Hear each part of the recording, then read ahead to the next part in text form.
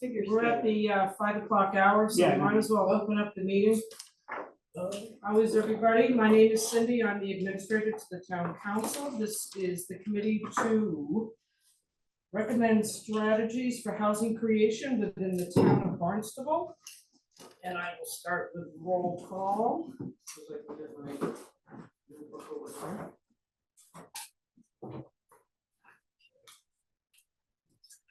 Committee members, residents, Mary Ann Barboza. Here. Hilda Hay. Here. Rick Presbury. Here. Laura Schutel. Here. Counselors, Paula Schnapp. Here. Betty Lutke. Here. Charlie Bloom. Here. John Crow. Here.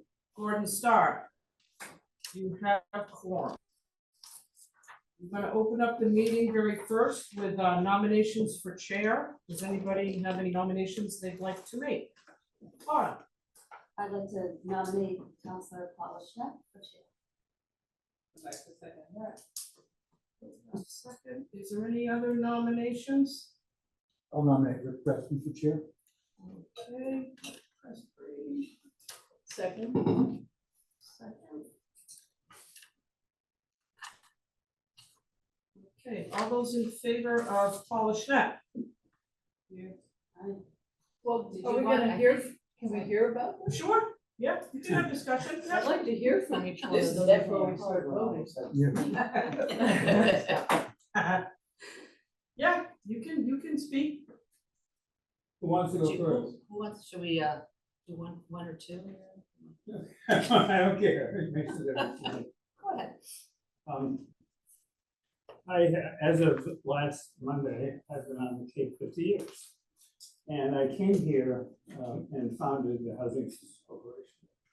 And before I came to the Cape, I founded a migrant farm worker housing organization to help migrant farm workers drop out of Migrant Stream in Ohio and get jobs and build housing. And I basically taught them how to build their own homes.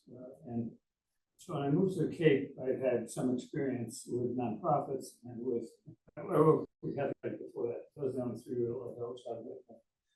When I came here, I was familiar with how to do that kind of thing. And so I founded back in, I think it was $32,000 at the time. In the end, it was overall a $30 million organization when I retired 7.5 years ago. And my goal when I moved here was to do every possible thing to help people in need get housing. It was not just one thing, not just two big things, but everything. And so we did do, I think we had 37 programs in total. We had more than that, but some of them didn't work out. We didn't have, but it was 37 when I left, I think. And so I loved every day of it, honestly. And my particular preference is that I really, my inner self gets satisfaction from helping people. That's what makes me feel good. I mean, I was born that way. I'm not claiming any credit for that. And so I'm broke now. And so, but I still am working to help people. And it doesn't bother me. So, and honestly, in terms of my work here as president, I would consider myself a creative thinker. And as I said before you guys got here and talking to, you know, our future, I'm not particularly well organized. I'm a little bit of a space shot. So that's really something that says you should vote for me for chair. But on the other hand,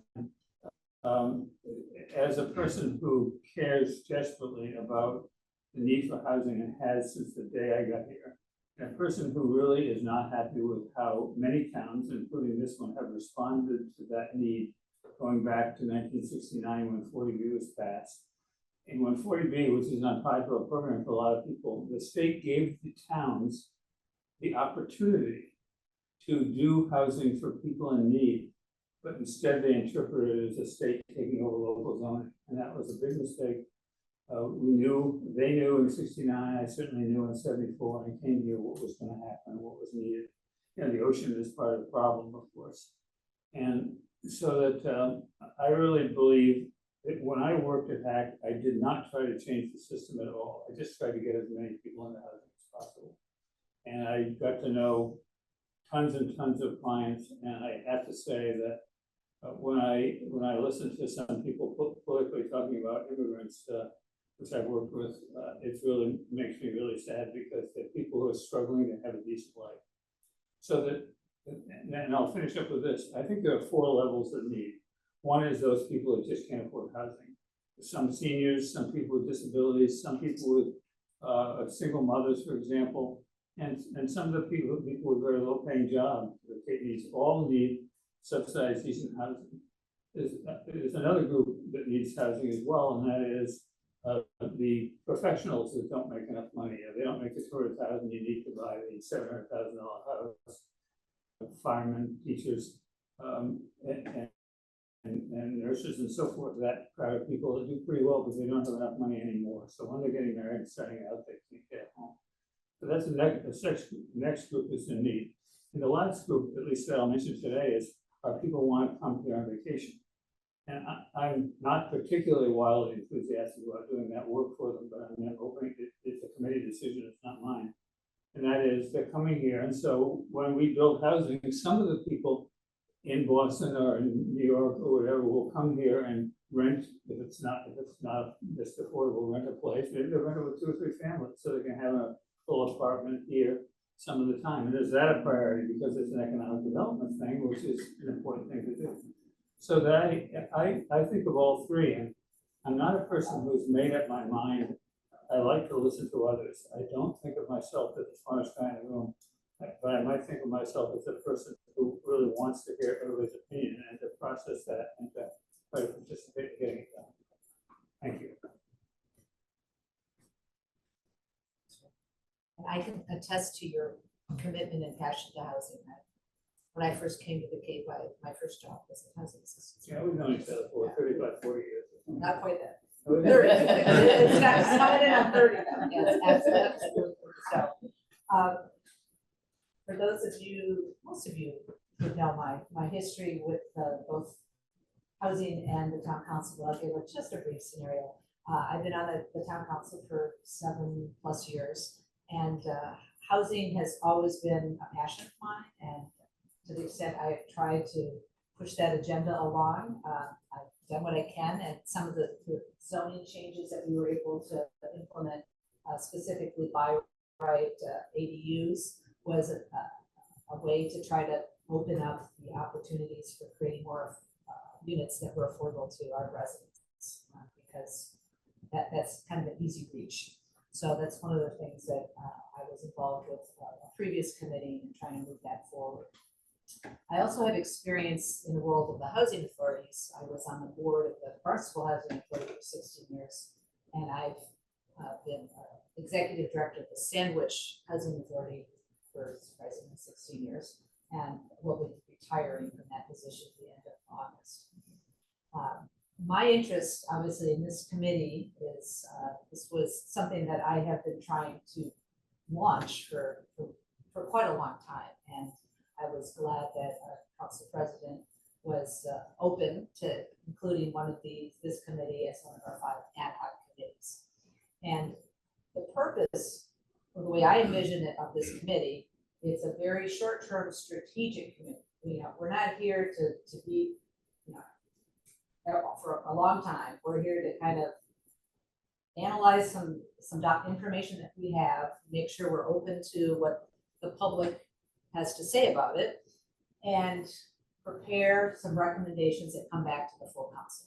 Because I think the council has to really sort of put its stamp of approval on the priorities for everyone to mobilize. I think that's been sort of the challenge, to really move that focus to housing. And I share Rick's perspective, affordable housing. I mean, that's where I want this focus to be. I do understand that that definition of affordable sometimes gets caught. There's a lot of people who have needs to be able to live in this community that might just be an over income of that affordable. So I'm definitely amenable to looking at strategies that reach a little beyond that as well. The way this charge was created was to really look at some of the documents that already are available to us.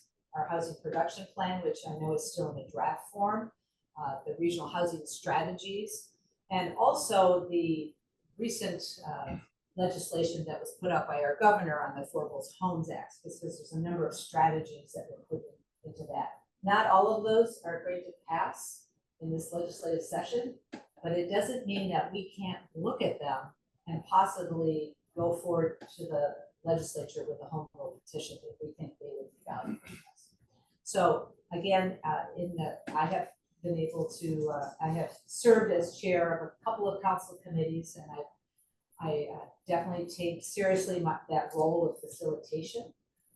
Yes, I would be involved in helping set the agenda for the meetings, but it really is trying to make sure that everyone on the committee has a voice and the public has a voice, and that my goal is to come to consensus. I know that sometimes, 9 people might not always agree. There might be some decisions we make that we're not all behind it, but to the extent that we can move to consensus, that's my way of trying to facilitate a meeting. And we're fortunate to have Cindy to be here in a support role, but I think we also have some support from the planning and development department as well. So definitely want to look at that. The last thing I wanted to mention is I had a couple conversations before this meeting tonight about, I think, the importance for us not to operate in a vacuum. We have other townwide entities that are touching upon housing, our local comprehensive plan, the Affordable Housing Trust, and our housing committee. So, I think one of the things we want to do initially is maybe have a subset of members of those committees at least touch base and make sure that, we understand what we're all trying to accomplish, and that it really is moving toward a single goal of increasing the ability for people to live in Barnstable. So that's my story. Yeah, anybody can offer an opinion. I'm not shy, so I'm also starting off. I'm sorry. This is a very hard call, because I think no matter, we're blessed and lucky, no matter which one of them grabs a seat, they got it. But I have to tell you, I love Paul. I love your work. But in all honesty, I've worked with Rick for years on housing, and he and I have worked fighting things. I know his passion. When he aims to get something done, he gets it done. And because we've worked so well together, a lot of my fighting strategies and different things I've done, he's been a good teacher. That's the only reason I myself am going in his camp. Not one smidgen is coming from you, because either one of you will hold this and do it justice. It is strictly because I've worked with him side by side before, and we've accomplished so much in the way we worked. So I'm going that way. I don't take nothing from you. I'm gonna make a comment. Of course, you've been at it longer than I have, and you were inspiring. I'm me. young, don't start. I'm inspiring because you throw some pretty hard punches when you need to. Sure, you don't shadow box. That's right. I would ask one more thing, other than the two of them, which was very good. Thank you, both of you, because we have never been together as a group. I'd like everybody to go a bit about themselves, just so we meet with each other a tiny bit before we, launch into this vote. Maybe you start, Marianne. I mean, because you've talked about some background. Okay. I'll keep it as brief as I can. I am born on the Cape, several generations. I'm not going to relive how many, but great grandmothers all from the Cape. Other people, Cherokee, all the whole 9 yards. Okay. I have been involved, and unfortunately, I'm like Rick. I've never been paid for what I do. What I do comes from in here.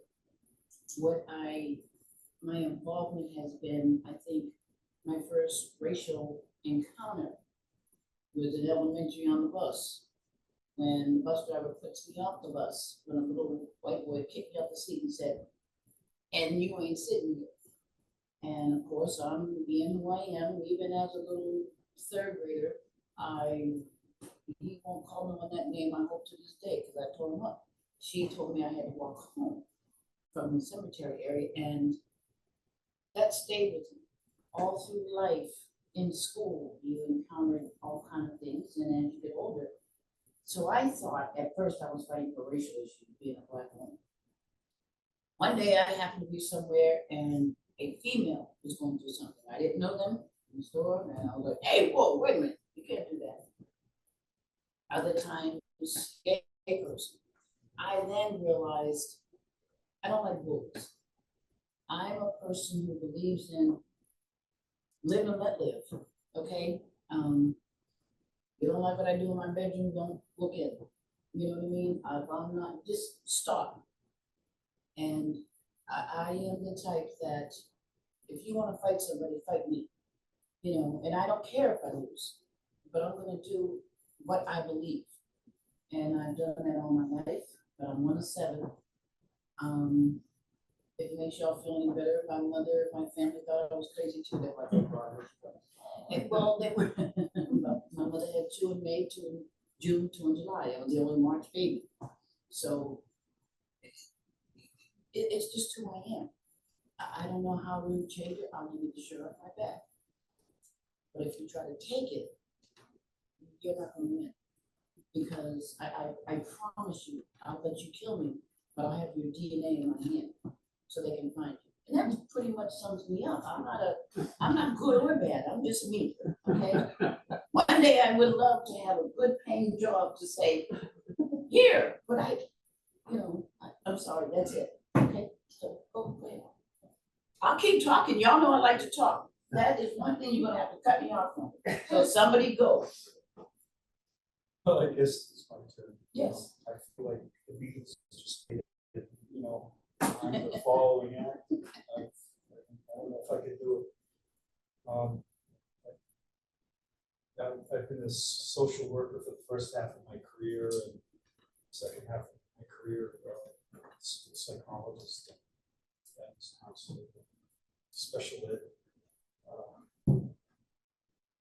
person. And so I know Rick's orientation toward money is kind of like mine. I wasn't in that stuff for the money.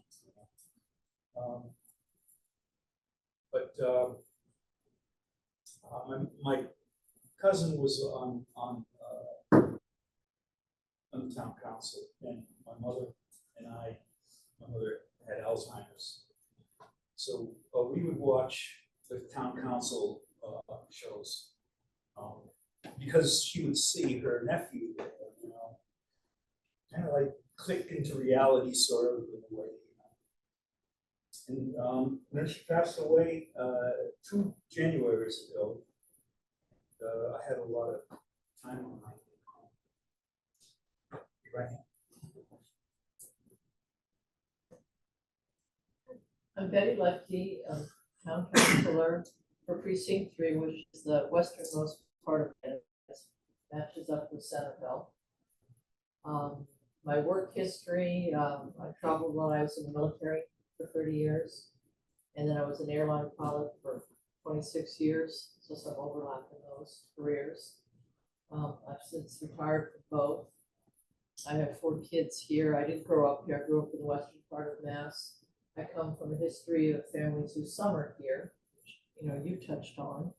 And I think that's an important component of housing our people who summer here. This is, again, generational experience there. And if you talk to them, they are as passionate about their homes as those who grew up here. It's quite a tug on the heart for those who have summered here for generations. So I understand that piece, but I live here myself. I have 4 children here in the schools.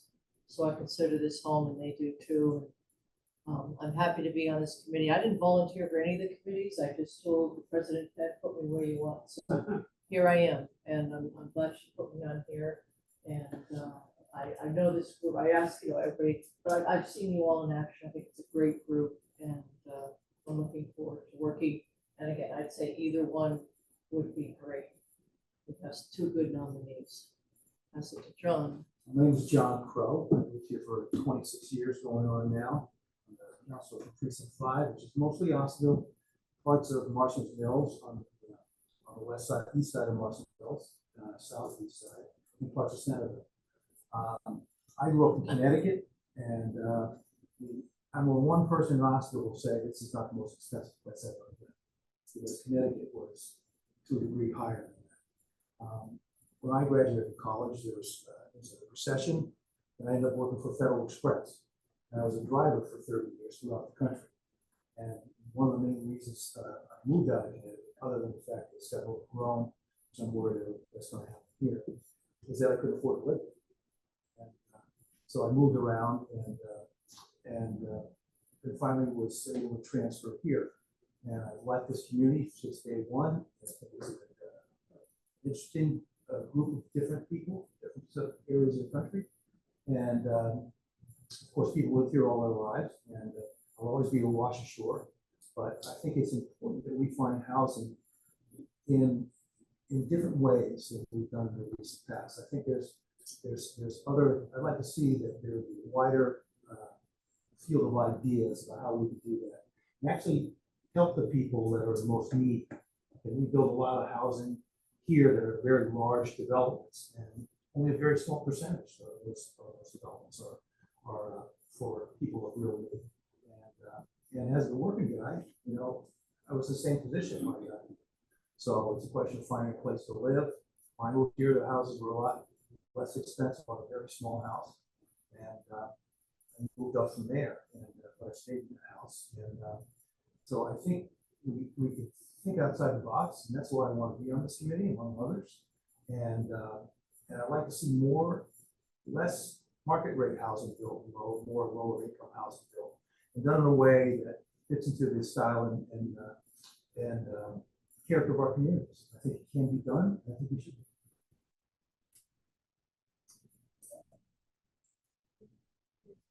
Good afternoon, my name is Luda Hay, and I'm the chair for the Barnstable Housing Committee. Also, I've been a resident of Barnstable for the last 20 years. I'm originally from Jamaica. I have 3 daughters and 5 grandchildren. Presently live in Centerville for the last 13, work at Cape Cod Hospital 17, overall working for Cape Cod Health for the last 20. I'm a phlebotomist. I am passionate about housing. 2 years ago, I was living in an apartment building where it got fired. Some damage was done there by fire. One of the apartments, I was on the lower floor. The apartment above mine was the one that got fired. The whole building wasn't livable, according to the town, but I didn't get any damage downstairs, but we weren't able to live in that apartment. And that was like right in the middle of summer. So I know what it is, the taste of homelessness. I was that close. Because it was in the middle of summer, couldn't afford to go find another place to rent. My daughter was in high school back then. I think I was feeling too shy to even ask for help. There's a few places that you go and ask for help, they'll say, oh, you don't need it, you work too much money. And I was like, what is too much money? Because if I spend half of my life at work trying to make a living for my children as a single parent, what do you call too much money? When I work, to me, I work so much to invest in the state and invest in my community. And when the need comes, when I really needed some help, there wasn't much there for me. And long story short, I got help through HAP. And ever since, my passion for housing has elevated. And I'm living in this community, I would love to see more housing for even the working poor. Because there's a lot of us who work 60, 70 hours a week and still not able to really buy an affordable house or even to buy a house. A lot of people have to move away because it's too much. We have a lot of single mothers, we have a lot of professionals, even nurses and even doctors. that are struggling, even though they have these professions. The cost of living on the Cape has increased dramatically. And so housing has been high priority. And I think we have to come together, the town of Barnstable, put our differences aside and try to work together to make things start happening fast. Because I think so many things have been in the back burner over the years that what we could have done 5 years ago is gonna cost us 5, 6, 7 millions more. So right now, I think for us, and we have a good group of people right here in this committee, that we should prioritize what we need to do to get more housing being built and push forward with it. And I'm willing to work, I'm open. So I'm ready for work as we speak. We'd like to go outside and start putting some big sub excavation out and put some nails up and put some roof up so people can have housing. So that's my list. Thank you. I'm Laura Schufelt. I am native of Barnstable. I grew up in the east end of Venice, which was a family neighborhood when I grew up there. Then taken over by the hospital. Well, the hospital was there, but doctor's offices and everything else, and now that's what's there, is more commercial than anything else. I've been living in, we built our house, I shouldn't say it, 40 years ago in West Barnstable, and that's where I raised my kids. My husband's a harbor master, assistant harbor master here for many years, retired a few years ago. I work at Massachusetts Housing Partnership, which is a quasi-state agency based in Boston. My job as the Director of Community Assistance is to help communities find ways to create affordable housing. We do that in a lot of different ways, looking at successful models around helping communities open their minds to housing, let them know what the benefits, not only to the community, but to the people who are trying to live there and are currently living there that can't find affordable housing. I have been working as a professional in housing since 1991. Prior to that, I was a banker for a number of years, and prior to that, I had 1 year as a teacher before Proposition 2.5 came in and I lost my job. So, and I had to pivot. Housing has always been a passion for me. I grew up in a household, a one-income household, two-parent one-income household. My dad worked for the telephone company, and for those of you who remember, the telephone company was not a very stable job because there was strikes, and we would have strikes, and we had the money coming in, and there were 5 kids in the family, and we had to somehow survive. And so we always had the threat of not having a roof over our head or a meal on the table. And my folks were very active in housing issues, in blocking the bridge, I remember, and other things. And so it was inborn that was an issue, and it took me a few years to get into affordable housing. But like I said, I've made it my career, and I'm about ready to step down from my position and just work 3 days a week doing what I love to do, and that's helping housing authorities and communities dispose of land for affordable housing. And then I work on policy at the state level, and then trainings for communities and internal stuff. That's fine. And I need to give my speech, my nomination speech. I nominated Paula because I respect both Rick and Paula. And tough choice for me, but I really thought that Paula brought the educational and, the experience of being chair in this kind of committee. And I really wanted Rick's voice as an advocate, and not as the chair has such a, specific role in these kinds of committees. I was the housing committee chair for over 20 years, and then I was the chair of the zoning board for 5 years, somewhere in there. So I have a lot of experience in town government and in leadership and committees, and I know that I always felt that I was a little restrained from speaking my mind, and I wanted Rich's voice here, not that I don't want Paula's voice up any less, but I think that there's just a different.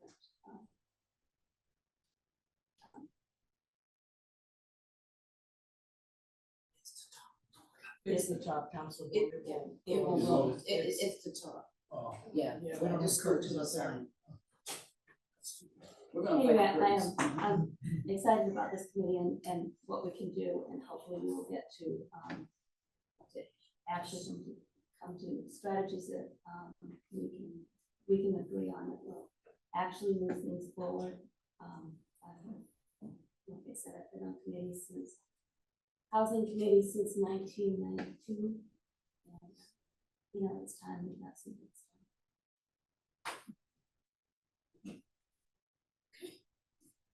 That good? That's great. No, I feel much more comfortable. Feel like we know each other a little bit and talk to things. So we have, they're from the public, they don't get to choose who's chair. Well, then you just sit there and be quiet. So we have 2 nominations on the table right now. We have Mr. Presby and Councilor Schnapp. We'll start with Councilor Schnapp first. All those in favor of her for chair? 3, yeah, okay, and Rick Presby. 1, 2, 3, 4, 5. Congratulations, Rick, it's yours. Way to go. I don't know whether I should be grateful. We await your word. Yeah. Well, it's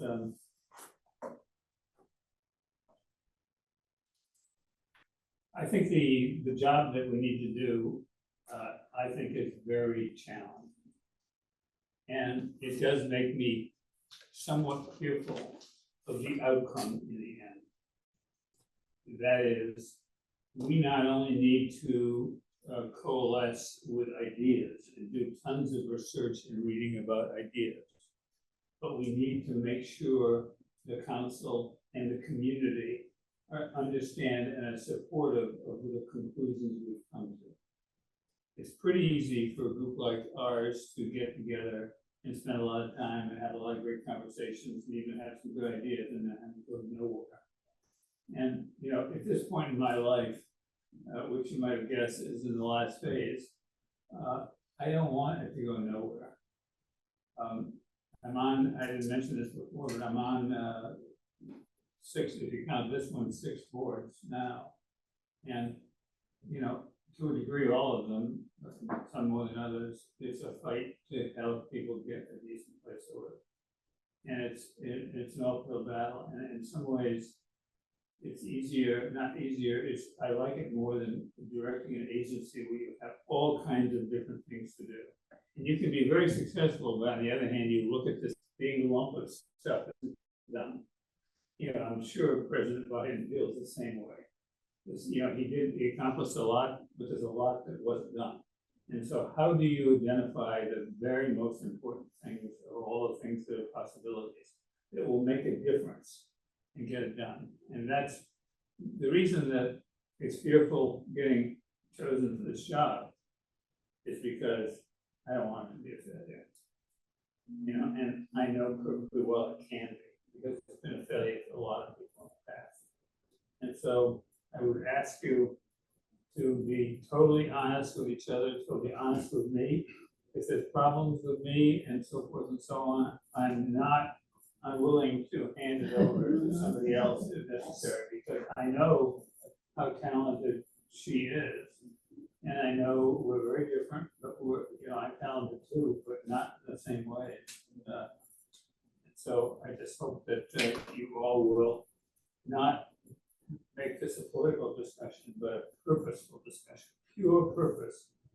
And when I mentioned in my little talk about the three groups that need housing, we have to decide what level of importance each one of those groups is. And I heard a lot here in the talking about yourself that people who can't get housing at all, the poorest of the poor are the priority. But there's a lot of other people in town that believe that.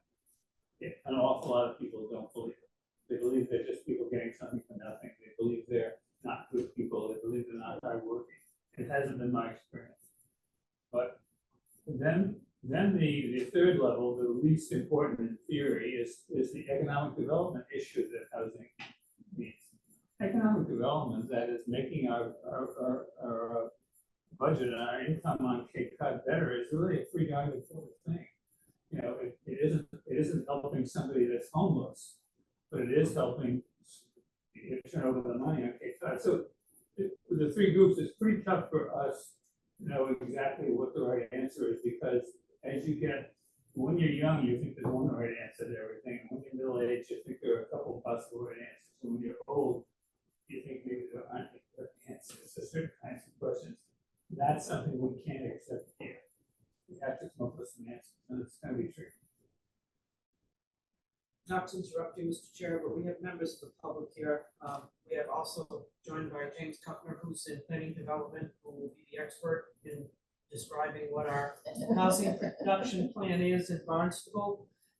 Just a brief, just so everybody knows what's in your binder, is the House bill that's 138 pages long.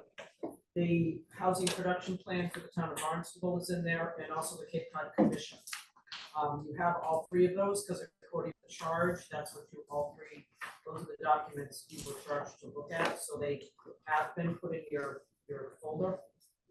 I don't know if anybody from the public wants to make a comment. We do have people on the screen as well. I can ask channel 18 if anybody's here for public comment, and they can let them in accordingly, or you can start with Mr. Gregory. Let's start with the people here. Okay, we'll start with the people here, and then Mr. Gregory has his hand up on the screen, The so. people in the room first. Okay, that's fine. All right, Your sorry. call. Hi, Jake. Are we coming up? No, there's no Okay. microphones, but you can sit at the. I mean, I didn't really have anything specific to say, but I will just encourage. What's your name? Jake Dewey. Thank you. I'm a property owner, developer, year-round landlord in town, and small business owner as well. But just speed here, like this is a crisis, and I think President Penn set a sunset for this committee, which I think is kind of fast approaching. It's going to change. Okay, well, It the has intent was that It has things to. happened that quickly. Yeah. And so I hope that there will be policy ideas relatively quickly. I would lean on inclusionary ordinance being looked at really seriously quickly. And I would also lean on, year-round property tax exemption, because we need to look at maintaining the year-round housing that we have, year-round rental housing we have, as well as looking at building and how do we keep what we have, because we're losing units on a monthly basis. Describe that, why you think that is. Partly just the numbers. I mean, I can look at the numbers at some of my just, a standalone condo or something like that. With a property tax bill in the $3,000, $4,000 range, you can't rent it for $2,000 or $1,800 a month anymore. Right. I'm fortunate some of those units I bought at a low price so I can absorb it, but from a straight real estate investment perspective, that doesn't make sense. When the unit's worth $350,000 or $400,000, you start running the math, and I don't know what the solution to that is, but that's just straight. Can I go for that? We don't have much time because we have town councilors that have to go, but can we invite you in for a longer discussion sometime? Because I think you and other people who are actually building have to be our friends and our teachers as well as people that earn money. For sure. Yeah, and I think there's a lot of exciting zoning possibilities that you guys can look at to create the type of housing and the scale of housing that we really want, that the community wants and needs at the same time. And that's, that's been my focus, and I've been trying to navigate the zoning we have to do that small scale stuff, We'll give you more time the next time. for sure. But thank you. No, I appreciate you guys being here and working on it, and look forward to seeing what comes from it. Who's next? I'm Larry Moore, and I think most of you know me, some of you know me better than others, some of you don't know me at all. I think I've been a great fortune last summer to not be reported to conservation. It freed me up, and I've been very supportive and interactive with almost everybody on the council at this point. About a few months ago, you and I had lunch at Bobby Burns and the Commons, and we discovered that we were both at the same age, and that we both had done things. I'm much younger, really. And in the process, however, and I applied for this committee, but I wasn't fervent about it. I really wanted to see where it was gonna go. But I also, Chris Clark has a magical way of sitting in the same chair you sit in, and she said, but if you're not appointed, will you still help us? Okay, well, I will do that, and I think with Rick, since we already know each other, I will communicate with him and see what I can do to help. And I would be, my role of housing is dramatically different from Jake's. And it's dramatically different from this gentleman over here, and probably with everybody else here. Laura and I and Kristen had a great conversation almost a year ago now, and I just thought, this is a choking challenge. Because first of all, some of you have been there, you've done a lot, you know about it. Some of us, all we know is words. Some of you, even though you think you're active, maybe you really don't know where you are. I think that's something that will be discovered in this meeting. So, I hope you keep coming when you can, and we appreciate the wisdom of age. fair enough. Okay.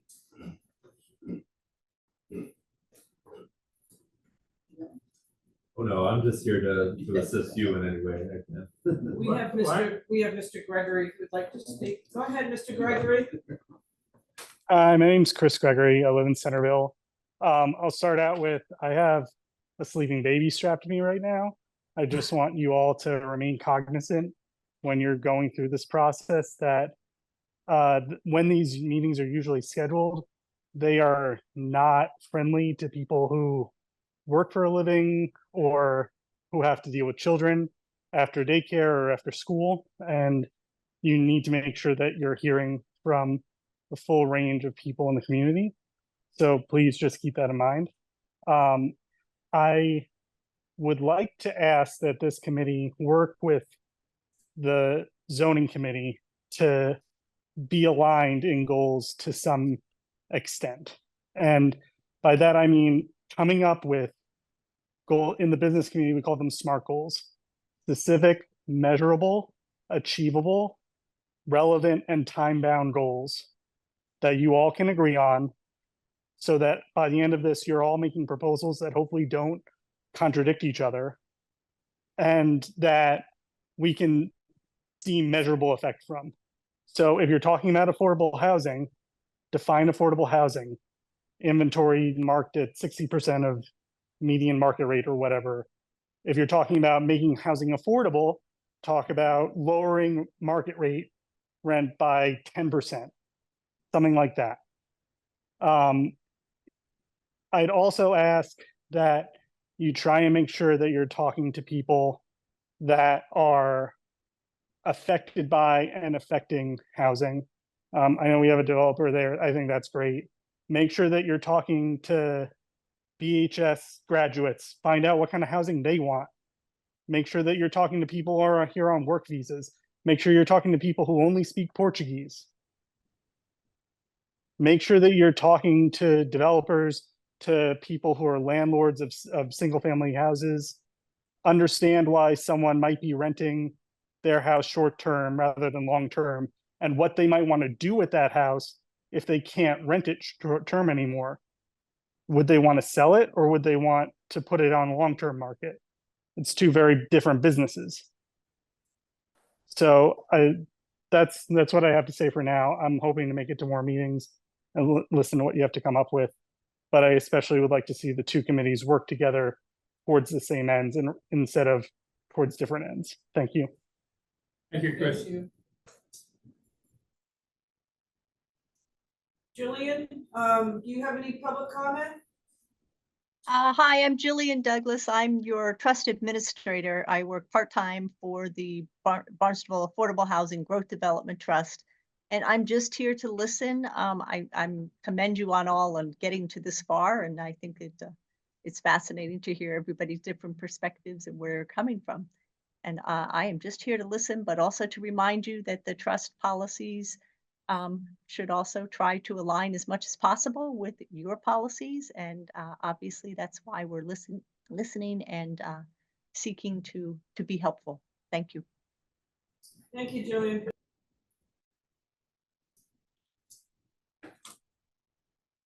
One experience I had, which has been pretty disturbing lately, is we've been meeting in Marston Mills with a group about using of the 14-acre school property, but the school was abandoned, I don't know, 15 years ago or something, and torn down this past year. And I was maybe naive, but a little shocked at how many people don't want any housing on that land. And now I respect people's needs to protect their abutting houses and not to have their lives change dramatically about what we're doing. And I mean, as you might have guessed, I've had experiences where perhaps I did the wrong thing in terms of not being as considerate about what existing people living in communities were resisting. But nevertheless, it seems to me that all of the villages in Barnstable, it would be great if they were all aware of the desperate need that we have to do what we're doing, and to have at least some sympathy and understanding for what that need is, so we can have conversations with lots of people, as Chris was talking about. I can't really understand why people aren't worried about other people who don't have any place to live. I don't understand why people, perhaps that's why I'm here, that I don't understand why people don't understand that. It's such a catastrophe in life. It affects the kids' future. It affects all of our future, what happens to those kids growing up. You know, kids get taken away from their families even. You know, so that, you know, I think I just have to say that we need to be careful about understanding that what we know is sometimes a mountain more than people who are living in decent homes but are struggling to survive and have issues and problems, and maybe they grew up in difficult families. And we need to be kind to them and help them understand, because sometimes it's hard for me to be as sympathetic with them as I am with people in desperate need of housing, but we need to be sympathetic and concerned about everybody. And that's what we're doing. Can I offer an answer? Yeah. Lack of communication. I think Yes. sometimes you need to go into these communities and you need to bring them up to speed. John, we were in Osterville Library earlier this week on the Pin Farm, and I was amazed at the number of people there that didn't know what was going on. Yeah. And some people like us didn't watch it. I think that's one of the things to do in the mills and other places. I think that also I would encourage you to break a mold and have interactive communication, not just with yourself, but with the rest of us. That's something that tends to be, we can only talk during public comment. But I'm hoping that you go beyond that, let that happen. Okay. If that's at all possible, I'm all in favor of it. Thanks. So we need to decide how often we're going to meet, and when we're going to meet. I mean, he made a comment, Chris made a comment about the inconvenience of this for working people. And so, comments, thoughts? I think we got the message from him that Jake thinks we should get it done as quick as possible. So I think that we need to meet as soon as possible and as many times as possible. Once every 2 weeks or something. I was pretty much, we are at a state of emergency. We really are. It may not seem like it, but But for people that are living in the street and are borderline going into the street, it's an emergency, and I think we should meet 2 or 3 times a month if need be, and maybe a little bit later, because what that gentleman was saying, for his family, at 5 o'clock is pretty much, Chris Gregory, is pretty much the dinner hour. So a lot of people looking in are probably getting their families down to sit down and eat, or they're just coming home from work or something. They're trying to get their families settled in. And so even if they're listening to us, it's a half listen, half running in the kitchen or something, you know. So maybe if we can meet a little bit later, if Do people here think that we should meet later than 5 o'clock, partly because of what Chris said? Raise your hand. I work till 5 o'clock. Yeah. So I had to be early to be here, so, even if it's 5:30. Five. 6 o'clock sounds like a good time. 6. Everybody in favor of 6 o'clock, raise your hand. That's it.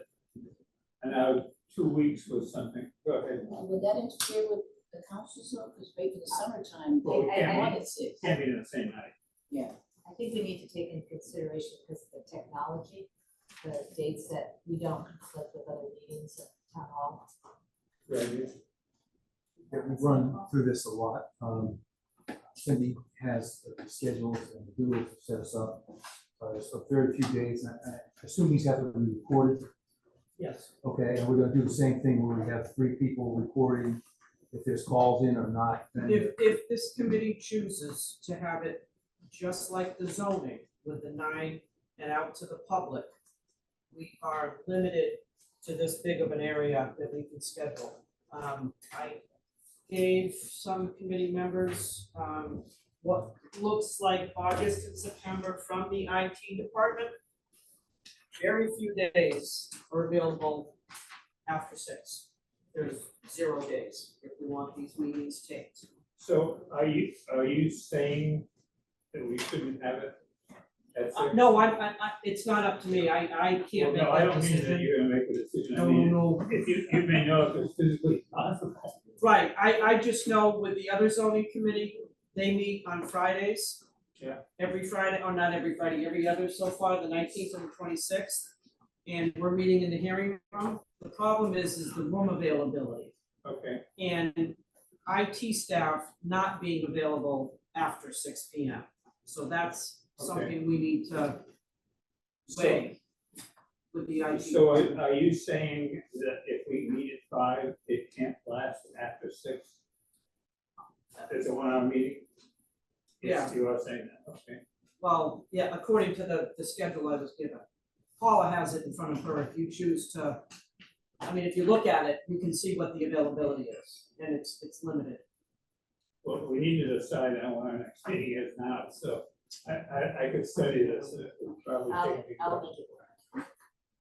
You may- I'll make it work. So if we met 2 weeks from tonight to today at 5 o'clock, does that work? Anytime will go to me. Well, I just mean in terms of the, So, of the town hall. oh, I don't know, 2 weeks from today. That's what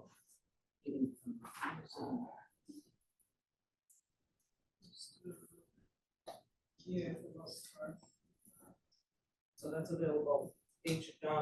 This means the hearing room, which is where we're gonna meet, and the selectmen's conference room is available. So on August 1st, we could meet past 6 p.m. That's I, it. I won't be available, but that's okay. Never mind. What about Friday? the 5th? That first week of August, not full, I'm available. Not late, I could do it at 5, but I can't do it. So the 8th it's open. The selectmen's conference room is open. That's Yeah, Thursday. the 8th of August. 8th of August at 5 o'clock? Yeah. Well, okay, so we're gonna meet the 8th of August at 5 o'clock, is that right? I don't, Oh, that's when you, I will not be here. oh, about, That's okay. I mean, about No, the we last want meeting everyone here. in July. What works for you? What about the 20th or the 30th, the 30th or the 31st? Yeah, how about, if we have the 30th and the 31st. We could But what do month? something of July, those work better for me too. 30th? 30th and 30th, I can come anytime. 30th or the 31st. We have 2 days there that we can squeeze something in. Are you gonna invite people, 29th, Jake, to 30th, speak at this 31st. meeting, or are you gonna invite? Well, let's decide, okay, hold that question for a minute. So the 30th to the 31st, We have 29th, 30th, and 31st. 3 days, 3 last days in July. can everybody make it at 5 o'clock on the 30th? My days. I can. Yes. Okay, so Tuesday, the 30th? No, okay, 31st? 31st is better. Okay, 31st? Wednesday, the 31st, then, 5 p.m.